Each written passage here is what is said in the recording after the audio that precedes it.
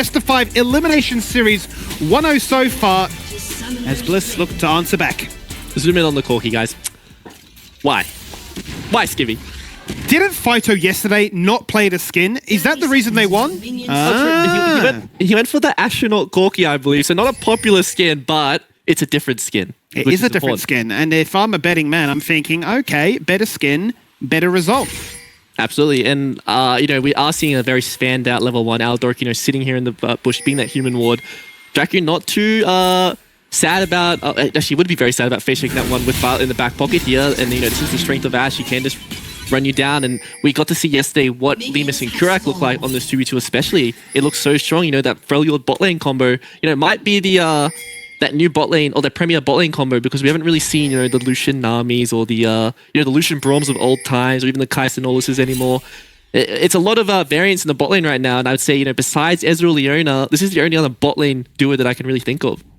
Well, speaking of the bard in particular, it's been seen already once this year, played by Shinky in their game up against Bliss, funnily enough. That was into a Senna and Ornn, which is also another matchup we're wondering, where is it? If we are getting all these engaged supports removed away, why isn't the Senna coming back so we can unlock things like the Wukong and like the Ornn too?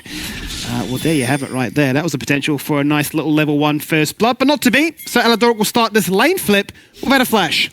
Now, to note, Skimmy, this is the same setup that we saw from the Bliss versus Ground Zero lane swap yesterday, but the difference here is Foreigner is starting on the top side of his jungle, right? So he's not partying the same way as Kevin. He's going to meet him on that top side and force to fight that outnumbered scenario. So Foreigner is going to be able to park down and get to his bot side jungle and not lose all these camps that Schoenfire was losing yesterday. So this is a lane swap, but this is just mainly the Bliss bot lane wanting to avoid that Bard Ezreal in early, that range versus melee matchup. And the fact that they went for that Cassante, to me, over the Mundo, means that this was something they were thinking about in draft, right? They want to have this Cassante for that level 1 dive because, we've seen how hard this champ is to dive.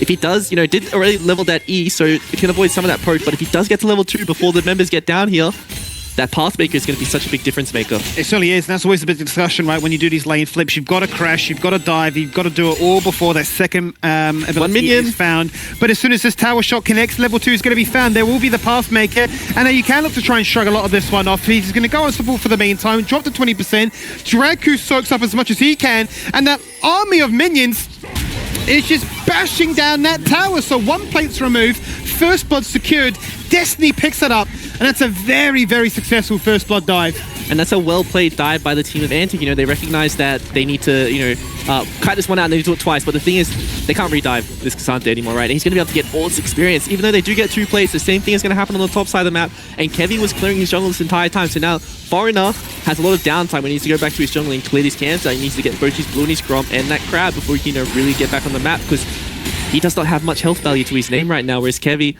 full health, and with Dracu walking to the top lane right now, I expect to see Zoranus teleport under this tower at this level 1 potentially. That is the question of, how do Bliss look to answer back to this one, because whilst those plates would seem to be inevitable, Dracu's going to be under a lot of trouble. He's been stunned up against the wall. You said he's got it, he doesn't use it, and you can see he's a little bit upset by how that one's all played. Yeah, he needed to flash that Braum Q if he wants to get on the tower, because after that one, if the TP does come out from Zoranus, they can at least outplay the dive, right? But just takes the tag, and he's dead from that point. There is no outplaying the concussive blows that will come forward when Violet procs those auto attacks, and that's just an easy kill for Kevi, and that's so important for this team of Bliss that their main AP carry, their solo AP threat of the Karthus is getting strong. Gets the flourish really amongst all this carnage, right? Where it's that meticulous degree of who gets the better end of these lane flips, and you'd still say it would favour Antic overall, because look how many turret plates they've got compared to what Bliss have done in the top half of the map, and especially if Bio dies again, it could go from bad to worse. Stunned up against the wall, not anything more than just that at this stage, but look, I'm really curious about the support difference this time. We know that a champion like Bard wants to roam up an absolute storm, while Squishy is all over the map so far. They're sprinting bot, Skimmy. Can they make it in time with the Pathmaker? Foreigner, does he die to the third shot? He does, but it's a denial. That's a fantastic execute. And yeah, look, this game, I mean, 5 minutes in, it's all over the show. This is a disaster, Skimmy. The fact that Harry TP's bot with no mana here, forced to recall anyway, so he's going to lose out these minions on the mid wave, and now Ray's going to reset and doesn't have to TP back to this lane all of a sudden, so TP advantage to himself, can TP back if he wants to maintain that mid priority, but Harry's the big loser. He's going to miss out on these 6 minions in the mid wave, and that's experience lost, and that's such a big deal for solo laners. Isn't going to miss too much gold, which is not too bad, right? But it's going to swing this mid lane matchup. The fact that now all of a sudden we look at the inventories, Raze has Berserker Greaves against Tia and the Tabby's components of the Corki. And he's going to be able to start to contest this maybe a lot more. And when he finds himself in a bad situation, can always just recall and use that TP advantage he has. That he certainly can, because right now Harry does have 2 tiers, unfortunately. One for betting the TP bot side and being upset about how that one's all played out, but a second to try and stack up and sustain with that mana pool. And look, we've always talked about how Zeri can, feel pretty weak in the early stages, needs that babysitting from the supports, but being a solo laner now, you're going to get past that awkward stage very, very quickly. And I look to say, all right, Corki, how do you want to do better with me? Because this Maokai is always going to be hovering. And the grubs are up, and Kevi has already started this one, but doesn't have priority in the solo lane right now, so might be the only one grub picked up himself as he is committing his smite to that pickup. Could be the recognized coming in, but this is a level 6 caster with a level 4 Maokai, so if they do want to fight this 3v3 and the Bliss bot lane is moving up, this is going to be a very, very good fight for Bliss right now. Yeah, it certainly should be. Kevi is incredibly strong and wants to rally the troops and say, come on, boys, this first Requiem is going to find success. I'll be damned. I'm so far ahead of Foreigner, who's been forced to try and gank to match my power. Not going to be enough, quite honestly. So 2 grubs go their way. One to be crucially denied, which is a nice little pickup for Antic. But Kevi's going to show no signs of slowing down, right? I've cleared my entire half of the jungle. I'm going to start stealing yours too. Yeah, and this might have been a mistake from Antic, right? You would think with the Bard, the priority they have on bot side from Destiny being so strong that they would have the priority to be able to walk up the river and have this Bard impact his team fights, but Dracu just wasn't here, but Bio finding that all in. Yeah, he certainly is finding that all in. The Requiem's going to get the kill confirmation. It's really nice pickup then for Kevi, and a great stabilizing play for Bliss as a whole, because it felt like, based on how that lane flip was going against him, Antic would have the better early game start. And that's another kill for Kevi, and what a big deal for him on the jungler. He is so far ahead in experience and camped, and now with the 2 kills, there is no real, way of dealing with this Karthus on the enemy team unless they go for that self-tempered fate to dodge out the Karthus ult. But you do not want to put yourself in a stasis in front of the enemy team, Skimmy. You certainly don't, no. I mean, if a tower dive happens, perhaps it's a cheap Zonias that you picked up at only level 6, but we've not found ourselves in a position just yet where Destiny or Draco have been threatened enough that they feel they need to hide underneath that one. Harry, despite how the TP went against them, has done a fantastic job of bringing the lane back in his favor. He's going to start to run out of mana very shortly, but with the fleet, he's able to harass the Zeri just a little bit more in these early stages. Yeah, and Raze can just base and commit the TP back to lane, but you see the arrow coming from base though, so can Harry finish him off? No, just a little bit more chip damage, but it almost feels like enough is done, right? Even without the kill. A little bit more time spent in lane, where you can favour the lane state more towards yourself. Ooh, Raze is staying. I think this might be a mistake. Harry has the cook in his inventory. Very scary scenario for him to be in here, so he is going to deny himself that wave, and it's going to base. This is on the counter wave though, so Harry not being able to push that one as fast as possible. Going to, buy up, work towards his static shiv and TP back to lane and to be in a much better position, but this is still Bliss winning this early game pretty convincingly, even though the gold is quite similar. Yeah, nicely done there by Draco to drag the wave away from tower range, make sure that Raze can pick up absolutely everything, so good guys support. You'll love to see that one. And I would imagine we would see the same build out of the Zeri that you'd get usually in the bot lane, right? The Static Shiv into the Runar's Hurricane, the Water Sprinkler build, if you will. So much wave clear, and probably the best position in the map to actually have it right in the mid lane to always have control. Yeah, absolutely. They always just have control from the mid lane when that one does come forward. It's hard to, match the priority that is there, but Kevi once again going for the respawn against, but Foreigner on the other side of the map looking for ganks. There he is looking for ganks. He needs to try and find something. Aladoric soaks it up with the shield, make sure that Violet doesn't get locked in place and jumps to his safety, gets a little bit of extra mitigation. They flash to follow! Yes, oh, the true shot barrage. It was just enough for the end. And you'd think Destiny's honestly played Eddie Carry all his life. He's 3-0. Racers, watch this. And takes out Violet as well. And the quick ability to rotate. I mean, who needs champions like Talia or Twisted Fate when you can just ice skate a Zeri? And there we go. That's going to be the double kill picked up, but at the same time that trade is happening on top side. Level 9 Karthus, almost 1 level per minute, Skimmy. He is extremely fed. They're going to look for this dive on his orange. Does not have that Narbar to really outplay this one. He's a very squishy champion. And this is 3 members. There are 3 members. Double buff on the Karthus. Harry looking to try and pick up the killing blow. Viper to soak up the tower, and Kevi to get kill number 3 himself. And we've got a big battle right now, Tally, between 2 very fed carries. It's the Karthus versus the Ezreal. Yeah, and we've seen how well Destiny has done this champion, but Raze stays with this turret, gets all the plates, and he's going to be happy going down here. Recognize that he will get this one, but that is that static shift completed. He does have that level up all as well. He is running the rune where he does get the extra skill point at level 9, so that is a nice for him. He is on the boys very far ahead of Harry now, thanks to him finding all those tower plates. Only 1 kill, but almost 1,000 gold in the lead now. And with that tower being down, we're probably going to see the Ezreal in the mid wave getting priority because he's so strong, and Draco being freed up to impact this map now. And that feels like the big difference that keeps this game as close as it is, right? Because whilst Kevy is so far ahead, it's all the plates that ANC have managed to gather that have allowed them to keep this game state dead even. But the fact that both AD carries are at the top of the table does bode well for Antic fans if they want to try and make this one a 2-0. But certainly if you're after a Bliss result, you're really hoping that this Carfist can 1v9. Yeah, and I think that this is the point where, you know, Antic with laning phase ending is where they get to shine, right?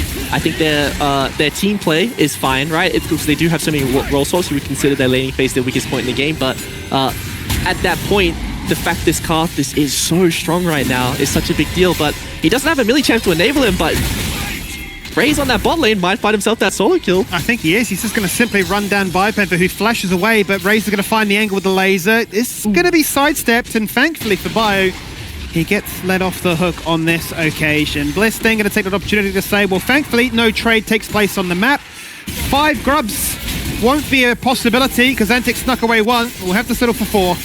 Yeah, it's going to be the 4 grubs, so they do not find that double grub with the 5 voids that you would normally get, but still going to be happy with the 4. A lot of experience going with the Kevy in particular, and here's the win condition for this team. He needs to get, I think he needs to go for that really greedy option second, right? He can't go for something like a Zhonya's or the second burn item. I believe he needs to go for something like that death cap because he needs these carries on the side of Antic to die. I'm really curious as to how this mid-game's going to come to fruition because yesterday, last game was all about Bliss smashing the early game but then fumbling the bag a fraction just when it came to the mid-game. But how do you kind of evaluate this one? Are you sort of more nervous to think, well, this Karfist is so strong so early on? Or are you more like, these double AD carry threats from Antic are really killing it so far? Well, you know, while Kevy is strong, there is no enabler on the side of Bliss besides the Asho, right? The only way that he can really impact this game is, you know, around his objectives with the ult to clean up these fights, or from his side lane is winning the 1v1s respectively, so he can, you know, impact the game with the Requiem. But if this is just going to be this map play, Karthus is quite a useless champion when it comes to running around the map and skirmishing, because he doesn't really offer anything besides damage, whereas, you know, you look at Bard, can throw that Tempered Fate onto a mobile champ like the Karthus, they can poke him out of the range of his Skittles, thanks to the Ezreal and, you know, the Malphite ult. And even though Foreigner only has the laners in his inventory and no boots and he's only level 8, he can still really impact and find these members for his really strong side laners.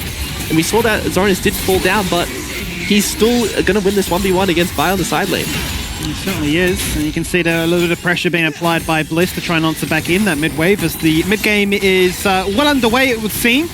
Lane deployments, completely forgotten about Mal, and the ability to get all these extra plates before they fall on down in about 45 seconds. A true 1v1 taking place top side, but an unfair one! Oh my god, that arrow! You just love to see it! Literally every global chuck towards Raze, take the Zeri down.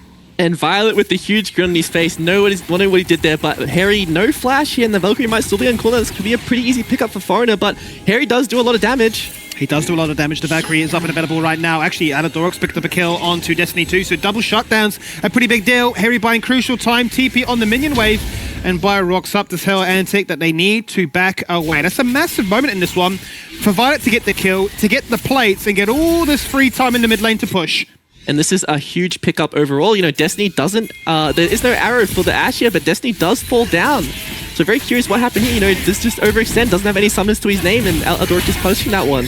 It's a huge mistake for Destiny on the midway, but what a nice arrow by Violet. And I think that if that one didn't land, we could have seen Raze picking up that 1v1, even though the cast assault was there for Harry. Yeah, it was going to be incredibly close either way. They want to fight tooth for now to the very dying breath, but a fantastic play and a good opportunity then for Violet and Adoric to showcase why they have been such a formidable duo in that bot lane over countless years of LCO gameplay. Well, 14.5 minutes into this one, it's a 1k lead for Bliss. It's been a much closer game, you would say, compared to game 1. And whilst you wouldn't say that Bliss are, you know, gonna win it based off this game state right now, it does definitely bode well. Yeah, it definitely does bode well. Bliss are sitting on a lot of components right now. We just see the Frozen Fist being completed for Bio, but, you know, Harry still doesn't have that Triforce yet, so he's not online, isn't as strong as he could be, but Bio playing very aggressive here, as he is on the weak side, could be a mistake. It's no tower skimming. Yeah, I mean, where are you going to go? The tower's about to fall on down. Shelly's going to be summoned to guarantee that, and Bio's going to be surrounded unless he goes for the hijack across the wall. But watch this. Draco says, I can do that too. Magical journey to follow. Ash Arrow just a little bit too late. and there's nobody there to punish. Kevy's just living his best life right now, completely PvE gameplay, chucks out an ult every couple of minutes, and just continues to farm. He's just playing the MMORPG, Skimmy. He's got his quest log completely full with all the jungle camps on the side of Antic, but can't steal those ones away because Ray's doing a good job to defend some of the camps, did lose the blue buff, took away the Gromp himself on the Zeri, so I'm curious how much gold Kevy's sitting on right now because he's been on these items for quite a while, but caught out here. Yeah, it's being called out and everybody's rushing down to try and get him raised even between two members. Says that's not going to stop me. In the end, gets forced away. Fantastic. Tempest Fate there by Draku. The laser across the wall to try and tap them down afterwards, but nowhere near strong enough for that to be much more than just a simple deterrent. Didn't have much gold to his inventory. He's going to buy some components. Going to obviously work towards that double burn. So deciding not to go for that huge AP item and like something like a Death Cap second, which is a luxury item, I would say. So didn't have enough gold to pick that one up. It's still a completely fine build to go for the double burn, obviously, right? Because he just wants to do as much in his team fight as possible. You know, Karthus with that E enabled running into the enemy team can do a lot of damage, and these burns do stack up and allow you to do the same amount of damage. But still, once again, we see Antic with the silent priority, right? Because you would think with this Karthus, they have a lot more pressure on the silence, but even in that fight we saw before between Raze and Harry, it was still extremely close, and this Requiem isn't doing that insane amount of damage yet. Not just yet, and I think also to that same conversation about side lane pressure, Draku has opted for the Warmog's Rush with the Boots of Swiftness. He can have a lot of mobility, right? Not to mention just how much innately is built into Bard's kit. Might be people out there thinking, but where's the locket? Where's the locket? But I think individually he's saying, my pressure should be enough to act as that second jungler, to always be somewhere to respond. Yeah, there's definitely, you know, boons to both, right? Locket obviously extremely good to Karthus and probably the ideal item to build this game, but I can see the, you know, Warmogs enables their playstyle. They want to move around the map as much as possible and pick these members out, because obviously in the 5v5 it is much harder to, you know, win. Like the front to back, that's where Braum gets the shine, that's where, you know, the Cassante creates space for the Corki and Ash to do damage, but when Antic are running around the map, they have the, you know, the Bard and the Maokai to get the picks on pretty much every single champion is a potential pick for the enemy team, you know, minus the Cassante, who's quite hard to kill.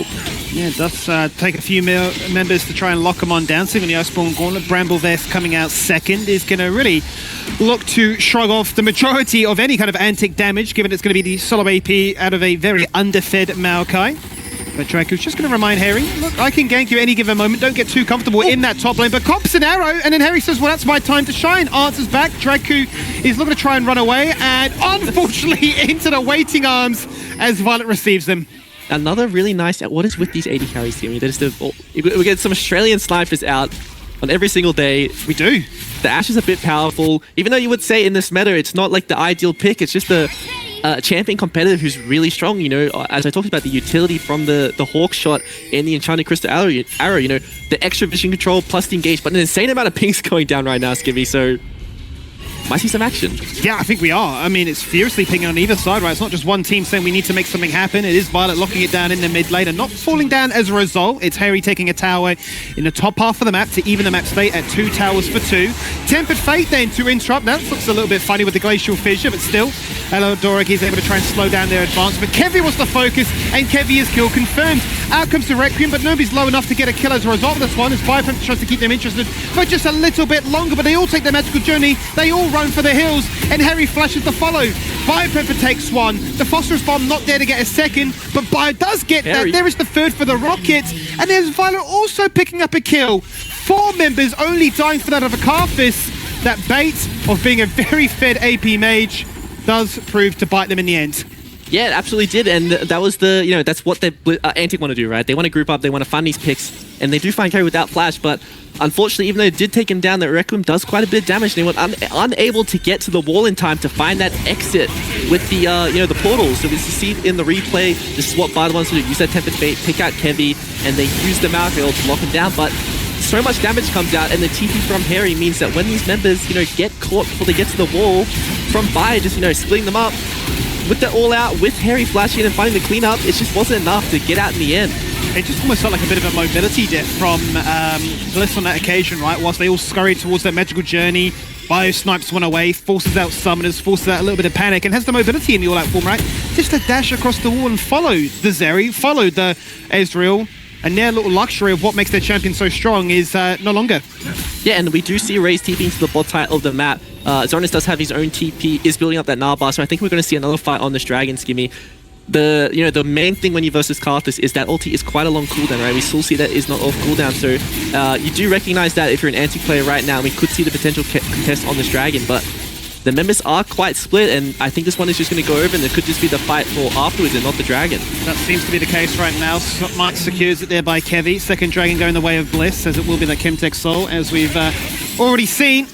But this is this big battle as the game continues to fluctuate back and forth we go. Who's in the better position right now? And Darrow? Stands, it's Bliss thinking, well, this is the Baron on spawn. We're not going to rush it just yet. We know we're strong, but we much rather keep these side lanes in check. They were looking, they did want to look for the arrow, but this could be the arrow going towards the mid lane instead, but Harry does need to answer that side wave, and he does not have TP, so Antic might recognize, okay, this is when we want to go, we want to use that Tempered Fate, but Bliss respecting, you know, as they should, not overstepping this time like we saw last game, so they are improving on what really lost them that game last time, but I think the main thing we're seeing from Antic is the fact they are farming these side lanes up as much as possible, and Zoranus is always finding a priority on that weak side when Bliss are putting priority towards him, and Raze is just farming up a Storm, but at the same time so is Harry, and I just think Corki's inventory overall is just a lot more powerful than Zeri's right now. You'd imagine so, right? I mean, whilst we can bring highlight to the build that Raze is going for and how much control it offers them on the map to push out a wave and not overexert yourself in the process, it's Bio to catch it, it's Karthus to always be there to threaten with the double item spike of the Leandries and the Blackfire Torch, and Harry to say, well, you had me in game one, boys. I was incredibly fed as the LeBlanc. It wasn't enough, but now I'm on a Corki, the most meta champion of them all, and if I'm keeping pace with you in the Zeri, it's much easier for me to output my damage compared to you. Yeah, and I think that it's going to come down to the you know, ease of damage. You know, I talk about ease of execution, but ease of damage is also really important. Karthus, press R, lands on every single member on the team. You know, Corki rockets, the fact they have set up from Brom if they do go in, but this is the Baron being started because there is no real phase checker on the enemy team. Foreigner is so squishy. You know, he's a phase rush AP Maokai, so besides the ults, which does miss Skimmy, it's quite hard for Antic to get in. Really nice fancy feet there from Drake, who did not be isolated on that occasion. There goes another ultimate. That one's not to connect, but this one does. Glacial Fisher forces Foreigner to back away with a flash of his own. Cops a rocket, and it says, uh-oh, I wish I had that Tempered Fate now. Not lethal, but dangerously low. And that is all that Bliss needed to say, back to Baron. Pocket summon a heal for Draco there to keep Foreigner alive, but they're going to go back to Baron, and they're all full. Foreigner is on 2 health. All he can do is throw out this ulti and hope for a flash steal over the wall, but there is vision there.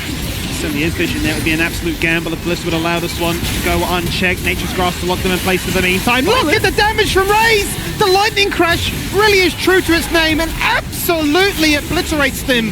Bayu takes him across the wall, removes him from the fight. The Baron down to 1800. The Baron spit alone is doing too much. And Aladoric steals it with a basic ability. I do not believe it. Oh my gosh. It's only going to be a few members that retain the Baron, but Aladoric clutch factor. Skibby, what on earth just happened? We do see Destiny doing so much damage to Valde, overextended, died with the, you know, just pretty much got blown up. We go on to the replay, we get to see what really happened. This is why it's so scary to start Baron against all the AoE coming out of these teams, and why, you know, you have to pay so much attention with this high carry comps. But Tyler gets caught out of the side there, gets CC'd up, and Raze flashed in, doesn't have his own E to cut this one out, but he did his job. He got his 1v1, he did damage, but as we see, the Foreigner was so low, so he couldn't live, and he can't find his smite on the exit here, but Aladoric, 19 health, Skimmy. 19 health. I saw 7 HP, I saw 19 HP, I saw a Brom that says, oh, it'd be rude not to. And I mean, that that might be just second to the 1 HP Drake. Oh my, I was gonna say, if no one, I saw that Baron sitting on lethal for quite a long time, but then I saw, oh yeah, both junglers are dead. Like, who's gonna get this one? My oh my, what a way to try and actually really put that one down to the wire. We talk about burger flips, that might be the closest of it all. 3 members of the Baron, they've got a minute and a half just over to utilize that one, and that might be the ticket that Bliss truly needed to get back into the series. It's been an incredibly close game. 25 minutes in, they will now get themselves a 5k lead. They're going to hope to achieve even more. Yeah, they're going to absolutely hope to achieve even more, and I think with this Baron, they're going to break his innings, but we see trading happening on the map right now. You know, Raze on that top lane, but Harry is rotating on him. Level 16 Corki with that Requiem. If he does find him out, this is going to be a very, I would say, very comfortable 1v1 for himself, unless Raze, you know, can really show that 80 carry prowess. I think we all got caught off by just how much damage the Zeri did. Even though it's the AD variant, right? It just absolutely one-shot Violet. Out goes the Tempered Fate. Biopam in leading the line to try and deter them. And the Requiem to say, well, if you make that play, you make sure it works right off the bat. It didn't work, unfortunately. And they've been punished, and they've lost their jungler again. Yeah, and that's Foreigner just going down, no flash, and this is what Brom is so strong at. You know, You just can't move. You get tagged by one, you're gonna get run down. Head out with the Ashe, slowing him, and the concussive blows proccing. As a a squishy frontliner, it's so hard to play this game. And you would look at the Bliss comp and the fact they have a solo frontliner as well, but Bio is so fed this game. Looking for Zornis to try and hit Mega. That could be the difference here. If they continue to clump up like you can see them right now, that would have been your answer back into this game. But they find that pick, they find the siege. The Baron had so much success, now netting them an 8k lead as a whole, and now to put themselves on a soul point. Yeah, and this is coming just from a 5,000 gold Baron power play. I mean, this is all thanks to the objective that Alador did secure for their team. So this could be a potentially very different looking game if that was going to the side of Antic, but it was Alador who picked that one up. So this is just really, really nice for Bliss, and the fact that their carries have so much gold, even though Raze is on the top of the board right now as well for the Antic members, I think Harry is just enabled a lot more by the fact that Bio is so strong here, and when that wall of pain goes out, when Alador sits there with that shield to really shield him from the incoming damage to the enemy team, the respective trade from the side of Antic, he's just enabled to really take over these fights. It seems to be, yeah, Tally, that they have the tools and they have the utility to give them the uptime, crucially, for the Ashe and the Corki to work their magic. And if it's not enough to get lethal, if they flash away to safety, well, you've forgotten that we got a level 16 Carfist that can wipe you off the map. Gonna have a nice shorter cooldown now, down from what is that very slow 3-minute CD with 2.5 items and the Seekers. Yeah, it's almost like Antic are saying this game's become a lot harder to fight back in.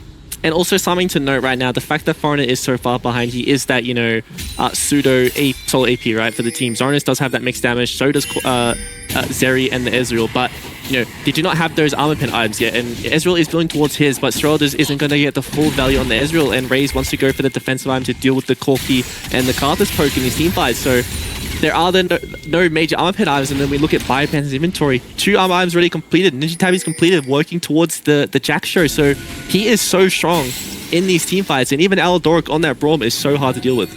It is very hard to deal with. All it takes is one person to get tagged on up, and they lock them down without really wasting any time whatsoever. Tempered Fate. Has Flash. Violet, he had Flash, he didn't decide to use it. He gets away! He simply walks away from that one. The TP's come in, they answer back in the mid lane, and they force Antic to run back. Yeah, just didn't feel the pressure. A lot of Antic's damage is coming from front on, and as long as Aladoric has that shield ready, he can always peel him, and it's so hard to deal with. So Violet holding his nerve there, really nice to see, and they're just overall doing a good job grouping up. Arrow does go wide this time, and there is no cleanse for Ray, so if that one does land, that's scary. Anything that lands these times, yeah, certainly will stick at this stage of the game. It's getting a little bit dicey right now. Cerulous has been picked up by Destiny to try and answer back into some of the tankiness that Team Bliss are putting together. In particular there for Biopan, for, as you mentioned before, has now completed that Jack show and is going to be an immovable wool with 300 armor. Yep, I don't think he's dying anymore. Yeah, and that's just going to get worse when he presses that W, Skimmy. He has, multiple ways to absorb damage, with that percentage damage reduction, but also just naturally being really tanky. But when he does go all out, he is quite squishy, but the damage he will output will absolutely mean he can 1v1 these 80 carries. Doesn't really matter who he goes for, right? How many times has he been in that all-out mode and says, yeah, you can try and have a crack, but the base items alone is enough to withstand what I've lost from utilizing that ultimate. And it's been a bit of a tough one for Zornis, right? Whilst we've seen him in the past be a phenomenal team fighting Gnar, he's almost been put on split pushing duties this game. Yeah, that's really what Antic want to do. They want to be in the silence as much as possible and make sure that they have silence pushed out at all times. They do not want to get, Biopanther allowed to walk up and walk behind them and look for a really easy all-out pick. Or, just in general, losing a lot of map control. Because if Bliss is able to group up as 5, obviously they're going to win in this scenario just because of how far ahead they are when it comes to the 5v5 department. So Antic, as long as they split up these members and they can find stuff like the 1v1s on the side lane with the Zeri and with the Gnar, they can find some win conditions. Well, let's see then what it all comes down to. Soul Point together in under 90 seconds now, and Baron number 2 has been there for the taking for some time now. And you'd imagine that both teams don't want to lose any HP to leave this one to chance. The shield is there. There's Tempered Fate, there is the double TP, or rather the single TP at this stage, coming in from Harry to answer from that bot lane. Ashoro connects on towards Raze. He's got no cleanse, burns the flash at the tail end of that one, and both himself and Draco have to burn literally everything to survive. And again, it's Bliss to say, well, it's an easy Baron angle. Raze does have the lifesteal, so he can, walk those wolves, heal up, and come back to this one. But if one more Q landed, that would have been a difference. Kevin throwing that ult early to, do some poke, but there's so many lifesteal items on this team right now. And I think this is going to come down to that secure, and Maokai is so good at getting his objectives, Skimmy. And Foreigner secure it. Can he get the Bramble Smash? Can he get the kill? Can he get denied? He does get denied. The Baron is low. The Baron is going to be picked up this time by a smite off Kevy, and Zonas against the wall tries to do it all on his own. It's not enough. They stand, they deliver. Violet gets a double. He's level 16 now, and they just keep pressing W. That's what they're going to find as the outcome to this team fight, as Antic run the wrong direction to try and proxy the wave and buy themselves some crucial seconds waiting for respawns. Violet overextending in Destiny. And he finally thinking Destiny do much more than this one. Double then Topo strike to drag them on back. Byfeather shreds it all off. He doesn't care. He's got the shield. Destiny into their face. That's not what you want to see. Violet finishes it in with a triple kill. And Harry wants to make sure that there are no survivors whatsoever. Might not be the end, Skimmy. They don't have any teleports on their, Corki to be able to win this one, but this will be the soul picked up by the Corki on the solo, and a top inhibitor going down, and just well played by Bliss. The fact they held that Baron on the, the 3,000, 3.5k range outside of the Q smite of the Maokai, and they blew him up. He's so squishy, his only real play there was to wait and then just flash over the wall, but he walked up, got tagged up by the Braum, and once again, we're seeing the success of the champion and why Kura had so much priority on it yesterday. He certainly did, and a big reason why maybe this champion and this combo in the bot lane is to be feared, and why Grand Zero like it so much. Out goes the Nature's Grasp then. 2 inhibitors have been lost on this Baron siege with another minute and a half to go. They got ample time to lock Antic in places. The Temper Fate hits absolutely nothing, just turns the golden ground on which Bliss get to walk on to make them pretty happy about how this game 2 has panned on out. Raze rushing to the fountain, but denied by the Requiem. And with an exposed Nexus soon to come, empowered cannon minions there to bolster. This is Bliss looking to answer back in this best of 5 series and tie things up at 1-1. And this is what we asked for, Skimmy. We wanted Bliss to pick more scaling. They went for that early game approach in the first game and it didn't work this time. They, they just draft priority, they draft scaling, and it looks so much better for them. And Violet, especially on this Ashe as that first pick, could be the difference maker for the series going forward. Is this going to be that contested pick? Because now all of a sudden, Antic have that side selection, and this is a pick they could potentially take away. That certainly does become the discussion going forward, right? What is this bot lane meta looking like? Is it all about these hyper carries? Is it all about the utility, more so than anything? And what does this mid lane matchup look like in particular? We saw Azeri, it certainly, met the bill, but to go into the Corki, which is strong for a reason, there was no matchup in